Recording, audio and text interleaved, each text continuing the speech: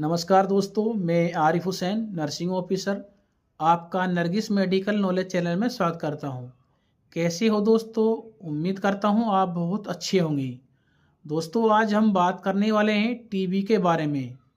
आज हम जानेंगे टीबी क्या होती है, ये कितने प्रकार की होती है, क्या इसके कारण होते हैं, क्या इसमें लक्षण दिखाई देते हैं, कौन कौन सी जांच की जाती है और दोस्तों क्या इसमें ट्रीटमेंट दिया जाता है और क्या क्या सावधानी बरतनी चाहिए।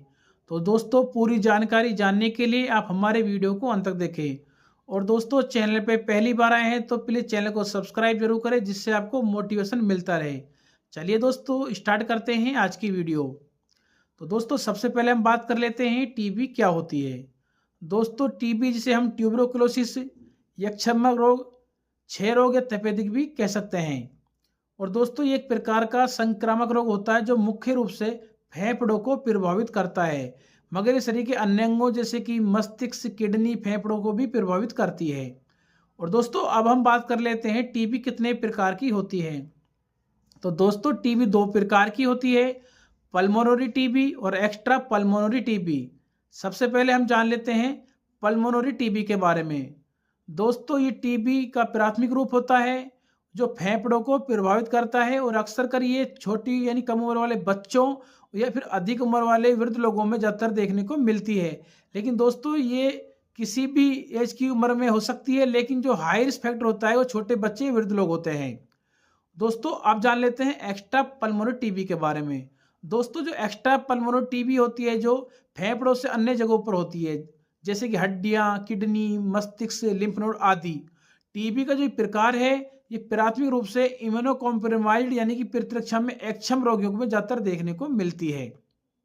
अब बात कर लेते हैं दोस्तों टीबी के कारण कि किन किन कारणों की वजह से आपको टीबी की समस्या का सामना करना पड़ता है।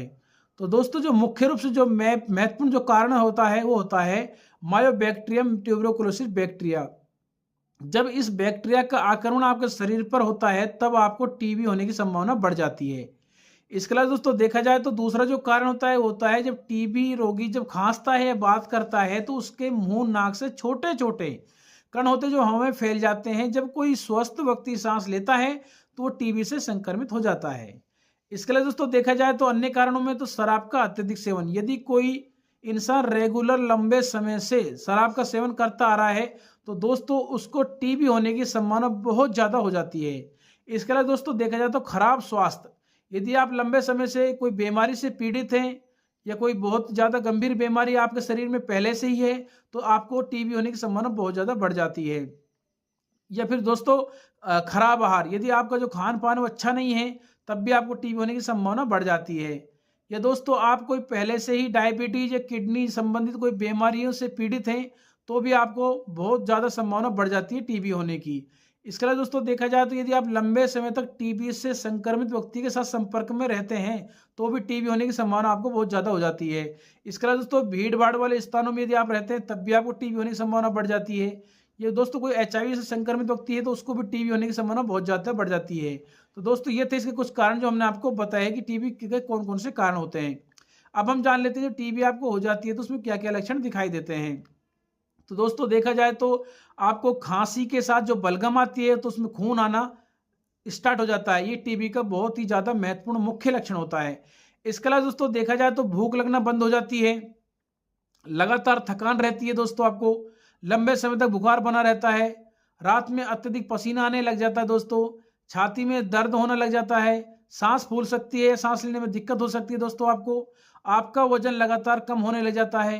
इसके अलावा दोस्तों देखा जाए तो मांसपेशियों में क्षति हो जाती है आपको। ये टीबी जो फेफड़ों की होती है उसके लक्षण जो हमने आपको बताए हैं। इसके अलावा दोस्तों देखा जाए तो अन्य अंगों में जो टीबी होती है वो लक्षण इसके जो होते हैं वो संक्रमित जो अंग होता है उस पर निर्भर करता है और जो लक्षण होते हैं उसी आधार पर दिखाई देते हैं। जो जिस अंग में टीबी होती है उस टीबी के अंग के आधार पर ये लक्षण दिखाई देते हैं। और दोस्तों जो पल्मोनरी टीबी के जो एक अन्य महत्वपूर्ण जो लक्षण तो होता है लगातार 2 से 3 सप्ताह तक खांसी लगातार बनी रहती है।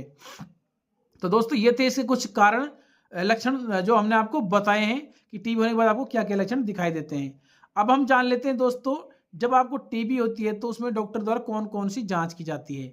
दोस्तों यदि आपको पल्मोनरी टीबी की समस्या का सामना करना पड़ रहा है तो दोस्तों उसमें आपको डॉक्टर होता है वो बलगम की जांच करेगा।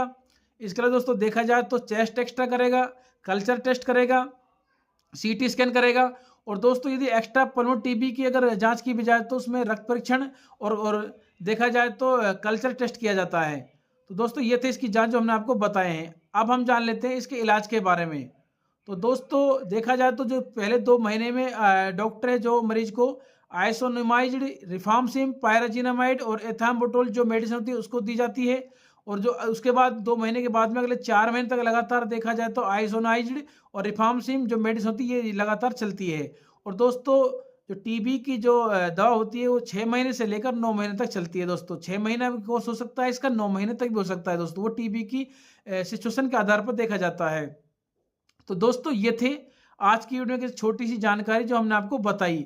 तो दोस्तों आज की वीडियो आपको कैसी लगी? यदि अच्छी लगे लाइक करें, शेयर करें, कमेंट करें और चैनल पे पहली बार आए तो चैनल को सब्सक्राइब करें, बेल आइकन घंटी को जरूर दबाएं जिससे आपको हमारी आने वाली वीडियो की समय समय पर नोटिफिकेशन मिलती रहे।